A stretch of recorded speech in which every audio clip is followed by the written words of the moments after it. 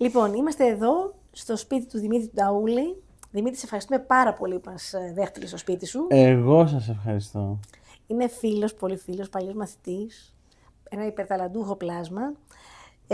Η αφορμή για τη συνάντηση αυτή, επειδή δεν κάναμε το μετά την παράστασή του στο θέατρο Αλκμίνη, το κάνουμε τώρα εδώ, για να πιούμε και ένα κρασάκι μαζί. Στην υγειά μας. Στην υγειά μας και καλές γιορτές. Και καλή χρονιά. Επίσης, υγεία και όλα τα καλά. Ο κόσμος που γύρισε ανάποδα. Δημήτρης Νταούλης, εκδόσεις Γαβριλίδης. Η παράσταση γίνεται στο θέατρο Αλκμίνη. Κάθε Πέμπτη στις 9 και 4. Κάθε Πέμπτη στις 9 και 4. Για μένα είναι μια παράσταση που δεν πρέπει να χάσετε. Θα μιλήσουμε για την παράσταση, να το πάρουμε όμως από την αρχή λίγο, να μιλήσουμε λίγο για σένα. Ό,τι θες. Θέλω να μου πεις για σένα. Εγώ τα ξέρω, να σε μάθει ο κόσμος. Να με μάθει. Ωραία. Ποιος είσαι, Δημήτρη Νταούλη? Είμαι ένας καλλιτέχνης, θέλω να πιστεύω, που προσπαθεί με τον τρόπο του να επηρεάσει τον κόσμο προς φωτεινές κατευθύνσεις και ελπίζει ότι ερχόμενος ο κόσμος στις παραστάσεις μου θα μετακινηθεί προς κάποια φωτεινή κατεύθυνση. Πώς ξεκίνησε αυτό με σένα? Πώς έγινε? Πώς και ήθελες να γίνεις καλλιτέχνης? Ξεκίνησε στο γυμνάσιο, νομίζω, όχι, ξεκίνησε στο δημοτικό. Στην 6η δημοτικού, όταν έγραψα το πρώτο μου κείμενο που λεγόταν «Εμπρός στην αποτυχία» το 2009, την περίοδο 2007, την περίοδο που έπαιζα στους Λατρεμένους Γείτονες ως Μιχαλάκης στο σύριαλ του Μέγκα, όπου επειδή έπαιζα στο σύριαλ του Μέγκα ως Μιχαλάκης, μου άρχισα να μαθαίνω πράγματα για το θέατρο και άρχισα να μου αρέσει το θέατρο, οπότε γράφτηκα και στην ομάδα του σχολείου μου, τη θεατρική. Σε ποιο σχολείο? Εκπαιδευτήρια Δούκα. Και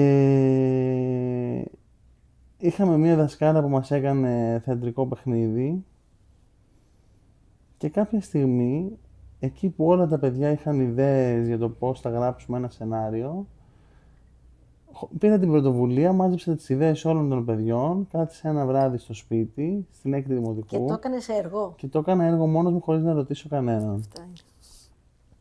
Και ήρθα την επόμενη μέρα στην τάξη και του λέω: το σενάριο είναι αυτό. Εμπρός στην αποτυχία, Δημήτρης Νταούλης, Γιάννης Καρακάτη. Γιατί ήταν και με τη βοήθεια ενός άλλου παιδιού. Δεν το έγραψα τελείως μόνος μου. Ναι, εντάξει. Και λέει: δασκάλα, θα κάνουμε λοιπόν αυτό. Και το παίξατε? Και το παίξαμε. Είχε σκηνές που έπαιζα κι εγώ, που παίζαν και τα άλλα παιδιά. Θύμιζε πολύ ελληνική σειρά της δεκαετίας του 2000-2010. Που ήταν τα ερεθίσματα που είχες εσύ μέχρι την ώρα. Ακριβώς, που είναι λίγο γκροτέσκο, λίγο κωμικά, έτσι, στοιχεία άλλης εποχής, ας πούμε, πιο τηλεοπτικά. Αλλά είχε αρχή, μέση, τέλος και ήταν μια ολοκληρωμένη παράσταση, όπου ουσιαστικά ήταν ένας θίασος, θυμάμαι την ιστορία που είχα γράψει, που είχαν όλοι συμβάλει σε αυτό, αλλά που εγώ συγκέντρωσα την ιστορία να την βάλω σε μια τάξη, όπου ουσιαστικά ήταν ένας θίασος, μπάχαλο, που δεν μπορούσε να ανεβάσει μια παράσταση, και όταν πέθαινε ο παραγωγός του θιάσου, θα ανέβαζε μια παράσταση προς τιμήν του και όλος ο θίασος συνασπιζόταν υπέρ του πεθαμένου και τελικά ανέβαζε την παράσταση. Αλλαλούμ. Όχι, την πετυχημένη παράσταση. Και έτσι τελείωνε το έργο. Τι ωραία. Αυτό όλο στην 6η δημοτικού. Μετά στη Δευτέρα Γυμνασίου έκανα τη δεύτερη μου προσπάθεια με το έργο «Ζήσε», που ήταν μια οικογένεια μπάχαλο που στο τέλος όλοι ενώνονταν και αντιλαμβανόντουσαν το νόημα της ζωής, που ήταν τα απλά καθημερινά πράγματα, η οποία απορρίφθηκε από τον διευθυντή του σχολείου, διότι μου είπε ότι αυτό είναι ένα έργο για λύκειο και όχι για γυμνάσιο, και ότι είναι πολύ πρόστιχο να βάλουν να χορεύουν ταγκό στη σκηνή τα παιδιά του γυμνασίου. Τα παιδιά του γυμνασίου. Πλάκα κάνεις. Όχι, έτσι ακριβώς έγινε. Και στην τρίτη γυμνασίου που είχα αλλάξει σχολείο και είχα φύγει από το σχολείο, που δεν θέλω να πω ποιο σχολείο ήταν το ιδιωτικό που έφυγα για αυτόν τον λόγο, ήταν ένα μεγάλο ιδιωτικό. Πήγα σε δημόσιο σχολείο να ανεβάσω μια χριστουγεννιάτικη. Εμένα όλη μου η διαδικασία ήταν να ανεβάζω παραστάσεις εγώ στα σχολεία, με τέτοιο κριτήριο άλλα τα σχολεία. Και πήγα σε ένα δημόσιο σχολείο όπου ήθελα να ανεβάσω μια χριστουγεννιάτικη παράσταση και να πω ότι το νόημα των Χριστουγέννων είναι ο Χριστός που ξαναγεννιέται στις καρδιές μας κάθε Χριστούγεννα. Και απορρίφθηκε και αυτή, γιατί ήταν πολύ αιρετική προφανώς για τα Χριστούγεννα. Δεν κατάλαβα τον λόγο. Ούτε εγώ τον κατάλαβα τον λόγο, αλλά δεν θα έπρεπε ο Χριστός να ξαναγεννιέται μάλλον στις καρδιές μας κάθε Χριστούγεννα. Μακάρι μια φορά να γεννηθεί πάλι και να μην γίνονται οι πόλεμοι και όλα αυτά που γίνονται. Μία φορά Κάτι να τέτοιο. γίνει. Μία φορά. Πάντως απορρίφθηκε γιατί Πέρα τα ήταν λίγο Χριστούγεννα. περίεργο αυτό που έγραφα μάλλον. Μάλιστα. Και στην πρώτη λυκείου, εσύ με ρώτησες τώρα, θα τις πάρεις όλες τις απαντήσεις. Και στην πρώτη, Δευτέρα, Τρίτη λυκείου άρχισα και ανέβαζα στο 8ο Λύκειο Μαρουσίου τις παραστάσεις για την 28η, την 25η και αυτά, όπου Μπράβο. και έγινε το όνειρό μου πραγματικότητα. Και ανέβαζα πλέον τα θεατρικά μου έργα όπως τα ήθελα, με τα παιδιά που ήθελα να παίξουν, τους έκανα casting. Το οργάνωνες εσύ. Το οργάνωνα και εγώ, λοιπά. το σκηνοθετούσα, το έγραφα κτλ. Για να φτάσω στο πρώτο έτος στο πανεπιστήμιο, να πάω σε σχολή musical. Σε ποια? Σε σχολή, στην Armani Musical Theatre Center και να ανεβάσω το που είχα πάρει υποτροφία και να ανεβάσω με τα παιδιά, με τους συμφοιτητές μου από εκεί, τα κρέατα, μια ιστορία τρόμου και σουρεαλισμού. Βλέπουμε μπροστά και την αφίσα. Ναι. Ναι. Όπου έπαιζα στο τέλος αυτόν που είχε κλείσει, θυμίζει λίγο Truman Show αυτό, αυτόν που είχε κλείσει 5 ανθρώπους σε ένα υπόγειο για να αποδείξει ότι οι άνθρωποι δεν αλλάζουν και είναι έτσι όπως πρέπει να είναι, καθότι είχαν κλειστεί αυτοί οι άνθρωποι στο υπόγειο πειραματικά, δεν τους ενδιέφερε στην πορεία του εγκλισμού πώς θα ξεφύγουν, πώς θα αλλάξουν, γιατί έχουν κλειστεί εκεί μέσα και έλεγε στο τέλος ο παρουσιαστής, είστε ακριβώς όπως πρέπει να είστε. Συγχαρητήρια. Κερδίσατε τα κρέατα που έχουμε στο διαγωνισμό μας. Γιατί και εσείς κρέατα είστε. Κρέατα είστε. Τους ταΐζανε και τους είχαν στο υπόγειο, δηλαδή τους ταΐζανε, τους είχαν ή μόνο. Θα τους ταΐζανε στο τέλος. Στο τέλος, Ναι. Και μετά ανέβηκε και το Χρυσόψαρο, η άλλη παράσταση. Αυτό ναι, πήγα στη το είχαμε Σταυράκου, δει αυτό, ναι. που έχεις γράψει και την κριτική. Πήγα στη σχολή Σταυράκου, έκανα 3 ταινίες. Το Όργιο ήταν πριν τη σχολή Σταυράκου. Μετά έκανα 2 ταινίες, το Elephant in the Room και το Καστράκι που θα βγει σύντομα. Αυτή είναι η εργογραφία του Δημήτρη Νταγούλη από το δημοτικό, στο γυμνάσιο και το λύκειο μέχρι τα αργότερα που είναι πιο σοβαρά. Πιο πολύ ο κινηματογράφος σε καλεί το θέατρο. Τώρα με τον κόσμο που γύρισε ανάποδα, με καλεί μάλλον περισσότερο το θέατρο. Εγώ θα πω γιατί τον είχα μαθεί και παίζει και σε παραστάσεις δικές μας με την αντίφαση. Είναι ένας άνθρωπος που ήρθε κάποια στιγμή να αντικαταστήσει τελευταία στιγμή ένα ρόλο που έφυγε και έχει μάθει το ρόλο του με τη μία, χορεύει. Είναι ένας άνθρωπος απίστευτος και τόσο πολύ πειθαρχημένος. Ναι, θέλω να πω ότι σου πάει πάρα πολύ το θέατρο. Μ' αρέσει το θέατρο. Νομίζω ότι το ένα δεν αναιρεί το άλλο. Όχι, συμφωνώ. Οπότε γιατί να πρέπει να επιλέξουμε μόνο το ένα ή μόνο το άλλο, Μπράβο. αν έχουμε σπουδάσει και τα δύο και τα έχουμε δουλέψει και τα έχουμε... Ανάλογα πώς θα το φέρει η στιγμή και τι έμπνευση θα έχεις, Ναι. τι συνεργασίες μπορεί να φανούν. Απλά εμένα οι σπουδές μου στο θέατρο είναι λίγο ανολοκλήρωτες, με την έννοια ότι έχω πάει 2 φορές στη δραματική σχολή, έχω κάνει το πρώτο, δεύτερο μέρος της διαδικασίας και τα έχω λακίσει, τα τελείωσα μέχρι το τέλος. Δεν πειράζει, αυτό είναι κάτι που μπορούμε να συζητήσουμε μαζί μόνοι μας, δηλαδή μετά την προβολή αυτή, off the record, γιατί έχει να κάνει με ψυχαναλυτικά θέματα, που Ναι. φτάνει στο τελειωτικό. Άστο, Ναι. άστο. Βάζεις ωραίους ανθρώπους έξω και τους εκθέτεις πολύ όμορφα, μέσα από τα δικά σου κείμενα.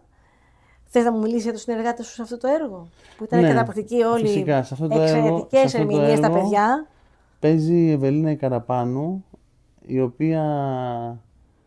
Θες να σου μιλήσω για το πώς είναι η συναδελφική μας σχέση ή θες να σου μιλήσω για το πώς είναι η υποκριτική τους δυνότητα, ας πούμε? Και τα δύο με ενδιαφέρουν. Πώς γνωριστήκατε τα παιδιά? Με την Ευελίνα την Καραπάνου είχαμε γνωριστεί στην πράξη 7 την πρώτη φορά που είχα πάει εγώ ως σπουδαστής. και είχαμε κρατήσει φιλικές σχέσεις και την είχα δει, τότε με είχε εντυπωσιάσει την είχα δει, η Ευελίνα έχει πολύ ωραία φωνή να τραγουδάει. Είχε τραγουδήσει το Καραντί πρώτη φορά σε ένα μάθημα. Το Καραντί, το Καραντί κτλ. Και από τότε μου έχει μείνει ανεξίτηλο στη μνήμη αυτή η εικόνα, η Ευελίνα να τραγουδάει αυτό το τραγούδι. Στο θέατρο, στο έργο το δικό σου ποιο ρόλο είναι, γιατί έχεις μικρά κείμενα. Στο έργο το δικό μου είναι η γυναίκα που σιδερώνει, είναι η καθαρίστρια, είναι η γυναίκα στο δικαστήριο Παύλα Γάμος. Είναι μία από τις σκέψεις Παύλα γυναίκες που περιτριγυρίζουν τον άνθρωπο με τα άσπρα ρούχα κτλ. Ναι. Είναι αυτή εξαιρετική, ναι. Η κοπέλα, η οποία με εντυπωσίασε με τον επαγγελματισμό της και την αφοσίωση της στην παράσταση. Έχει και πολύ ωραία κίνηση. Ακριβώς, γιατί έχει κάνει μπαλέτο και χορό. Φαίνεται πάρα πολύ Δεν σταμάτησε στιγμή να φέρνει τη θετική της ενέργεια και άβρα στην παράσταση και να σπρώχνει τους συναδέλφους της προς μια θετική κατεύθυνση. Και εμένα, που κι εγώ μπορεί να έπεφτα κάποιες φορές και να έβρισκα δυσκολίες στο ανέβασμα της παράστασης, γιατί ήταν και βοηθός σκηνοθέτη ο ρόλος της μέσα σε όλα.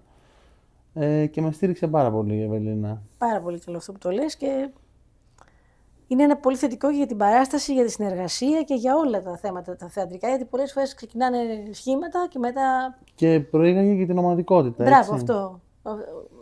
Ακριβώς αυτό πρέπει να διατηρείται πάντα στο θέατρο, δηλαδή δεν γίνεται αλλιώς. Μετά είναι ο Αλέξης ο Κουτσοχέρας, που είναι ο άντρας της παράστασης. Και αυτός ήταν πολύ καλός. Ήταν πάρα πολύ καλός και λέω άντρας της παράστασης όχι για πατριαρχικούς λόγους, αλλά γιατί ήταν ένας άντρας εναντίον 3 γυναικών, με την έννοια ότι είναι άλλες ενέργειες. Ναι. Έχει να διαχειριστεί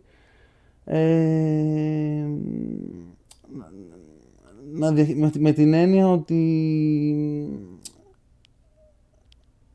3 υπάρξεις με όμορφα θέματα, με προβληματισμούς, με γοητεία, με θετικά και αρνητικά πράγματα που φέρνουν 3 γυναίκες σε έναν θίασο. Και κάνει και λίγο το κομπέρ. Είναι κομπέρ, δηλαδή στην αρχή είναι ο τρελός της παράστασης. Ναι, εμένα μου θύμισε αυτός που βγαίνει στο τσίρκο και παρουσιάζει και λέει θα δείτε, θα κάνετε, είναι ο τρελός της παράστασης, δηλαδή εγώ το είχα χωρισμένο πάντα και στο μυαλό μου ότι είναι ένας άντρας σε αυτή την παράσταση που έχει να αντιμετωπίσει πύρ, γυνή και θάλασσα, ας πούμε. Η μία γυναίκα σε αυτή την παράσταση συμβολίζει τη θάλασσα, η άλλη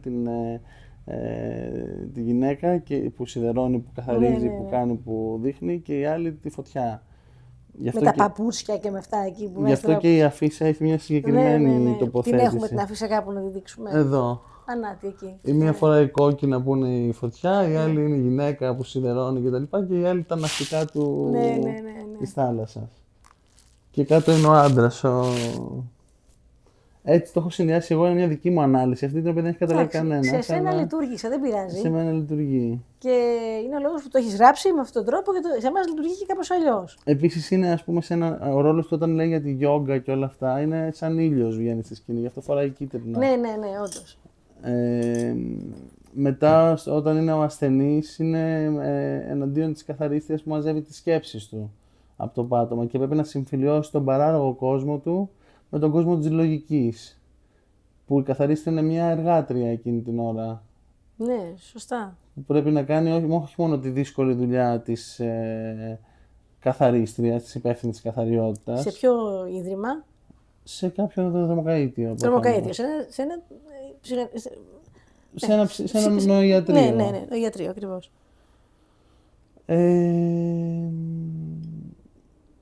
Οπότε τα λέω όλα αυτά για να πω ότι ο Αλέξης είχε, αν υποθέσουμε ότι στις πρόβες, όχι στην παράσταση, γιατί στην παράσταση ο ηθοποιός έχει προβάρει αυτά τα κομμάτια της διαχείρισης του ρόλου και στην παράσταση πλέον επαναλαμβάνει.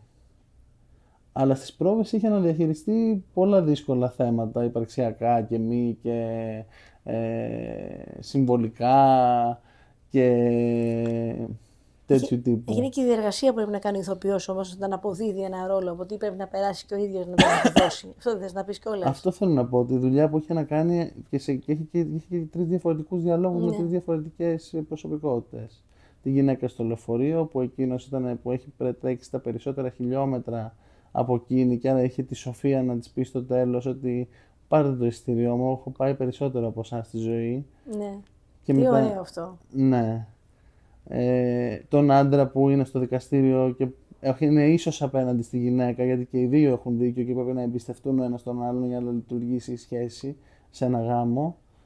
Και τέλος, τον άντρα με τη γυναίκα στο παράλογο σύμπαν που φτιάξαμε, που τους έχω ονομάσει εγώ Τούλα και Γιάννη στο κείμενο, που ήταν με την όραση, που του λέει εσείς βλέπετε ούτε εσείς βλέπετε. Αχ, ναι. Και λέει τότε ας συσχιστούμε άγρια γιατί η όραση αποδείχθηκε μια άλλη μια φορά άχρηστη. Και εννοούσε ας συσχιστούμε πνευματικά. Εννοείται. Γιατί είναι σαν να λέει ότι ας ενώσουμε τις πνευματικές μας δυνάμεις. Μήπως και βγούμε χαΐρι έστω μέσα από αυτό. Ναι. Ο Αλέξης λοιπόν τον θαύμασα γιατί είχε να διαχειριστεί πολλά πράγματα. Και επειδή είναι και νέος στο χώρο, του εύχομαι τα καλύτερα και να έχει πάντα να διαχειρίζεται δύσκολα πράγματα και να τα φέρνει εις πέρας. Η Ελευθερία η Μάζαρη, την οποία την είχα δει σε άλλες παραστάσεις και τη θαύμασα στις προηγούμενες παραστάσεις, είδα ότι σε αυτή την παράσταση είχε να δώσει πολλά περισσότερα πράγματα, ακόμα περισσότερα από αυτά που είχε να δώσει στις προηγούμενες. Είναι η κοπέλα με το ναυτικό μπλουζάκι. Ναι. Και μου έδειξε σε αυτή την παράσταση ότι το ταλέντο της δεν έχει όρια. Μπορεί να πάει και στην επόμενη παράσταση. Αυτή έχει τρομερή κίνηση. Και τρομερή φωνή. Και μπρίο. Και στην επόμενη παράσταση που θα παίξει, όποια και να είναι αυτή, με όποιον συνεργάτη, θα πάει ακόμα πιο ψηλά. Το πιστεύω πάρα πολύ αυτό για εκείνη και της εύχομαι τα καλύτερα. Και τέλος η Ιωάννα, η οποία ήταν η πιο κοντινή μου, γιατί τους άλλους τους επέλεξα με επαγγελματικά κριτήρια. Την Ιωάννα την επέλεξα και με καθαρά επαγγελματικά κριτήρια, αλλά την ήξερα και πριν τη δουλειά, ήταν φίλη μου. Η Ιωάννα πιστεύω ότι παίζει πιο εσωτερικά. Είναι η κοπέλα με το σούπερ μάρκετ. Είναι η κοπέλα με το σούπερ μάρκετ. Δηλαδή πιστεύω ότι σκέφτηκε πολύ σοβαρά τους ρόλους της στις πρόβες πριν αρχίσει να παίζει. Είχε παίξει το σούπερ μάρκετ ή άλλο. Το σούπερ μάρκετ έπαιξε. Έπαιξε επίσης την καθηγήτρια. Ναι. Τη γυναίκα στο λεωφορείο. Τη χορηγούμενη διαφήμιση. Ναι. Που έλεγε ότι όλα έχουν ξεπουληθεί πλέον στον καταναλωτισμό. Αυτά. Για μιλά μου λίγο για τον κόσμο που είναι ο κόσμος ανάποδα. Από ποια οπτική? Εσύ πώς τη λες? Από ποια οπτική το λες εσύ? Εδώ έχει γίνει ένα λάθος στο βιβλίο και λέει ο κόσμος που γύρισε ανάποδα. Άμα γυρίσεις όμως την πρώτη σελίδα, λέει ο κόσμος που γυρίζει ανάποδα. Ναι. Ο δαίμονας του τυπογραφείου δεν νομίζω ότι είναι τόσο... Κάτι συμβαίνει, είναι κάτι καρμικό, κάτι συμβαίνει. Κάτι έχει πάει σωστά εδώ, Ναι, γιατί ο κόσμος δεν σταματάει να γυρίζει ανάποδα. Έτσι νομίζω εγώ. Ναι. Δεν γύρισε, γυρίζει ανάποδα. Δεν γύρισε, ο κόσμος δεν γύρισε μία φορά ανάποδα, γυρίζει συνέχεια ανάποδα. Και ξέρεις γιατί γυρίζει ανάποδα? Γιατί αυτό έχει και μια αρνητική και μια θετική χρειά. Γιατί είναι πώς επιλέγεις να βλέπεις εσύ τα πράγματα και πώς επιλέγεις μέσα από ποια γυαλιά να οπτικοποιείς και να ακούς αυτό που σου δίνει ο άλλος. Πήρα κόκκινα γυαλιά και όλα γύρω σινεμά τα βλέπω. Αυτό σκέφτηκα, το Γραουνάκη σκέφτηκα κι εγώ, αλλά θα σου πω όμως ότι πέρα από αυτό, αναγκαστικά αρχίζεις και το βλέπεις με άλλο τρόπο, γιατί αν το δεις έτσι όπως θα σε ενοχλήσει, δεν θα μπορέσεις να συνυπάρξεις, θα χτυπήσεις άσχημα. Οπότε τι κάνεις, φοράς κόκκινα γυαλιά ή όποια άλλο γυαλί νομίζεις εσύ και μπορείς να τα υποστηρίξεις, που να είναι συμβατό με αυτό τον κόσμο που είναι έτσι, για να μπορέσεις να προχωρήσεις. Αλλιώς θα βρεις. Επίσης, άμα κολλήσεις τη διαίρεση καλό και κακό, χάθηκες. Υπάρχει και η διαίρεση καλό και καλύτερο. Ναι. Δεν ξέρω αυτό πόσοι μπορούν να τα ακολουθήσουν, αλλά... Ναι. Όχι, αυτός είναι ο στόχος, όμως. Ναι. Οπότε άμα γυρίζει ανάποδα, μπορεί να γυρίζει με 1000 τρόπους ανάποδα. Υπάρχουν 8 δισεκατομμύρια ανάποδοι κόσμοι στον πλανήτη, όσοι και οι άνθρωποι. Ακριβώς. Τώρα, η επικαιρότητά μας δείχνει από την κοντινή επικαιρότητα αυτά με τους αγρότες κλπ. Αυτά που συμβαίνει πιο πέρα με τον πόλεμο στη Γάζα, αυτό που συμβαίνει πιο πέρα με την Ουκρανία, από ό,τι συμβαίνει, μην το πάμε πιο πέρα. Είναι όλα ανάποδα. Εμένα θα μου πεις τις ειδήσεις δουλεύω. Α, σωστά. Εδώ πέρα βγήκε ο Τραμπ και είπε ότι να μην μπαίνουν, λέει, οι γυναίκες ντεπών, γιατί έχει παρακεταμόλη και αυτό δημιουργεί αυτισμό. Τα άκουσες αυτό? Δεν το πήρα Ναι, υπόψη. το είπε έτσι. Δηλαδή, εντάξει, εγώ είμαι καθηγήτρια Ναι. γαλλικών, θεατρολόγος κλπ. Πώς μπορώ να έχω άποψη τι κάνει η παρακεταμόλη? Εκείνος το πήρε γιατί αν υπάρχει κάποιος, λέει κάτι, το τεκμηριώνει με κάποια μελέτη επιστημονική. Το λέω αυτό γιατί λέμε διάφορα θέσφατα από εδώ και από εκεί, Ναι. τα οποία είναι τραγικά, δηλαδή αγγίζουν το παράλογο. Όπως φερειπίν το γεγονός ότι λέμε τα ζώα δεν έχουν ψυχή. Το ξέρεις αυτό?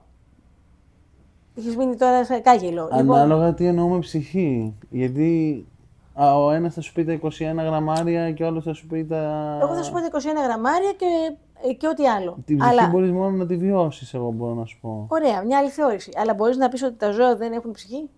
Τα φυτά έχουν ψυχή. Βέβαια. Το ξέρεις ή που το ξέρεις? Γιατί να μην έχουν? Αφού καταλαβαίνεις αυτά, όταν ξέρουν ότι σε ένα περιβάλλον που ας πούμε, νιώθουν την απειλή. Είχε γίνει κάποιο πείραμα και από άνθρωπο που μπήκε σε ένα χώρο που ήταν πολλά φυτά και είχε πετσοκόψει κάποια. Και όταν ξαναμπήκε το ίδιο πρόσωπο μέσα, τα υπόλοιπα μέτρησαν, δεν ξέρω με ποιο τρόπο, ότι είχαν ταραχτεί. Βεβαίως και μπορεί να υπάρχει. Δεν ξέρω πώς εννοούμε την ψυχή. Αλλά πάντως, αν πω ότι δεν έχει ψυχή και το έχουν πει αυτό κάποιοι άνθρωποι ένφεοι και καλά, αυτό θα πει ότι εγώ μπορώ να σφάζω μια χαρά τα ζωάκια, τώρα τα Χριστούγεννα, το Πάσχα μου, μια χαρά, διότι δεν έχουν ψυχή και εξάλλου τα πάντα στο πλανήτη αυτό υπάρχουν για να με εξυπηρετούν.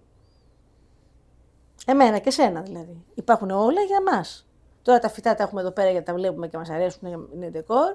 Τα παίρνουμε, τα πετσοκόβουμε, τα τρώμε, αυτά, όλα υπάρχουν για μας. Εμείς τι κάνουμε τότε εδώ? Ποιος είναι ο ρόλος ο δικός μου? Και ποια είσαι εσύ που τα λες όλα αυτά επίσης? Ένα μυρμήγκι. Το μυρμήγκι. Ή ποιος είμαι εγώ που σε ρωτάω, ας πούμε. Το ίδιο. Ναι. Τέλος πάντων, όλα τα βρίσκω ανάποδα με ένα περίεργο τρόπο και εγώ θεωρώ τον Ιονέσκο, ας πούμε, πιο λογικό κοντά σε μένα παρά την καθημερινότητα που ζω. Γι' αυτό και πιστεύω ότι τα κείμενα του Ιονέσκο και του Μπέκετ, ενδεχομένως και τον κόσμο που γύρισε ανάποδα, κάπως πιο επίκαιρα. Σίγουρα. Γιατί θεωρώ ότι ο παραλογισμός αυτών των κειμένων που πάνε να σου δείξουν κάτι προφανές, αλλά βγαίνουν μέσα από ένα παράλογο κείμενο, ταιριάζουν στην τρέλα της εποχής μας. Γιατί άμα κάθεις και βάλεις κάτω 5 ανθρώπους που είναι σε ένα δωμάτιο και να σου εξηγήσουν το ίδιο γεγονός, θα πάρεις τουλάχιστον 5 διαφορετικούς κόσμους θα πάρεις, πια στα βόγια κούραστο. Ναι. Και δεν θα συνεννοηθεί κανείς με κανέναν στο τέλος. Δεν ξέρω πόσο σύμφωνοι είσαι σε αυτό. Απόλυτα.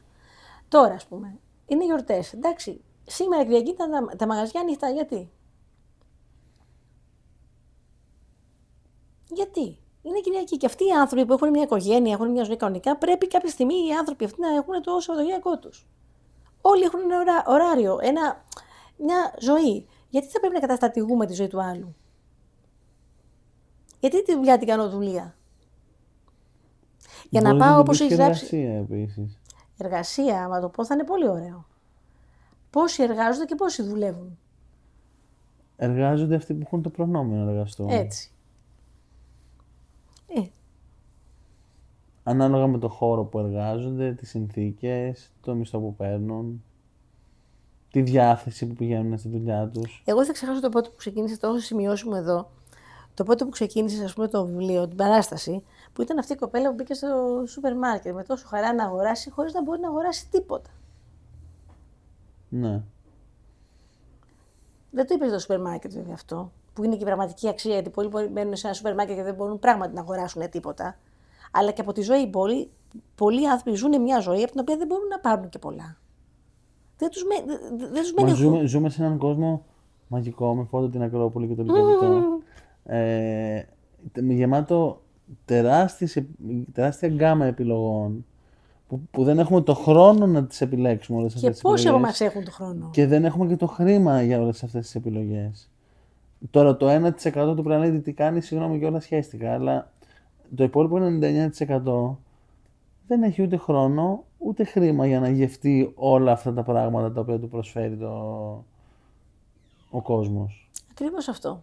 Και αυτό προσπαθεί να διαπραγματευτεί η παράσταση από την ψυχολογική πλευρά όμως. Γι' αυτό λέει οι άνθρωποι δεν είναι σαν τα περιστέρια να πηγαίνουν όπου τους πετούν τα ψίχουλα, που είναι η πρώτη ατάκα του έργου. Ναι, τι ωραίο. Ο ηλισμός. Στο έργο σου. Ναι. Τι ρόλο παίζει? Σίγουρα στο μονόλογο της κοπέλας με το σούπερ μάρκετ παίζει τεράστιο ρόλο, αλλά τα υλικά. Με τα παπούτσια Με τα παπούτσια επίσης. που βγαίνει και μετά κουτζένει στο τέλος. Που δεν μπορεί να βάλει. Όλοι οι ρόλοι έχουν μια ανασφάλεια επειδή δεν έχουν υλικά αγαθά. Αν είχαν τα υλικά αγαθά θα ήταν πιο ασφαλείς.